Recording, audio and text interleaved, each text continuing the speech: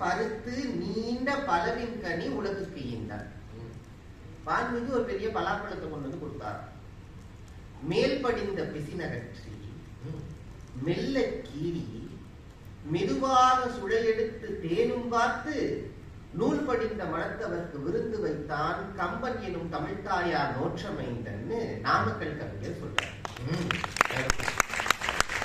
ஒரு பலாப்பழத்தை பிரிச்சு சாப்பிடுற மாதிரி கொடுத்த கம்பன், அந்த கம்பன் தமிழ் கேட்க வந்திருக்கும் டில்லி சொந்தங்களுக்கும், இலங்கைக்கு பக்கத்திலே இருந்து அயோத்திக்கு பக்கத்திலே பேச வந்திருக்கின்ற பேச்சாளர் பெருமக்களுக்கும் என் நெஞ்சார்ந்த வணக்கங்களை ஒளித்தாக்கி, இலங்கைக்கு பக்கத்துல இருந்தார் அவன் தமிழ்நாட்டில் உங்கள் அனைவருக்கும் என் வணக்கங்களை ஒளித்தாக்கி என்னுடைய உரையை துவங்குகிறேன். எங்க அண்ணன் வந்து சொன்னார், கைகேயிக்கு சாபம் கொடுத்த தசரதனை நம்ம ஏத்துக்குவோம், பரதனுக்கு ஏன் தேவையில்லாம தசரதன் சாபம் கொடுத்தான்? நியாயமான கேள்வி. நியாயமான கேள்வி. அவன் ஊர்லயே இல்ல. நடுவுல கொஞ்சம் பக்கத்தை காணுங்கிற மாதிரி எங்க அண்ணனுடைய கம்பராமாயணத்துக்கு நடுவுல கொஞ்சம் வரிகளை காணும்னு நான் நினைக்கிறேன். பரதனுக்கு சாபம் தசரதன் நேரடியா கொடுக்கல, இந்த அரசை நீ ஏற்றுக்கொண்டால் நீ என் மகன் இல்லை என்றுதான் சாபம் கொடுத்தான். மகன் அரசை ஏற்றுக்கொள்ள மாட்டான் சொல்றான்.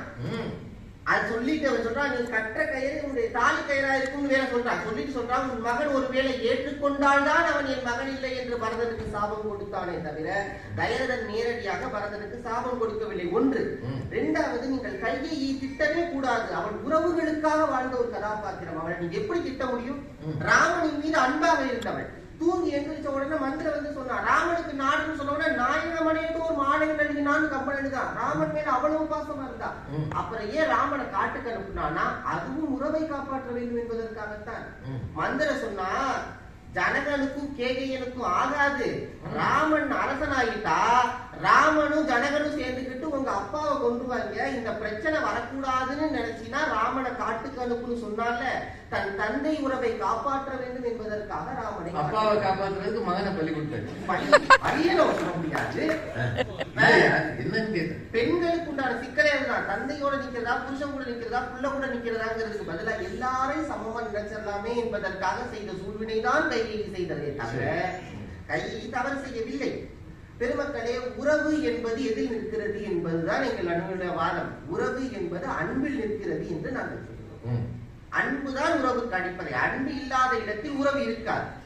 அயோத்தியில் அந்த உறவு எப்படி இருந்தது என்பதுதான் நான் சொல்ல போகிறேன். ராமன் அயோத்திக்கு நடந்து போனா எதிரில மக்கள் வர்றாங்க. ராமன் கம்பன் எழுதுறான், எதிர் வரும் அவர்களை எமையுடைய இறைவன் முதிர்ந்தது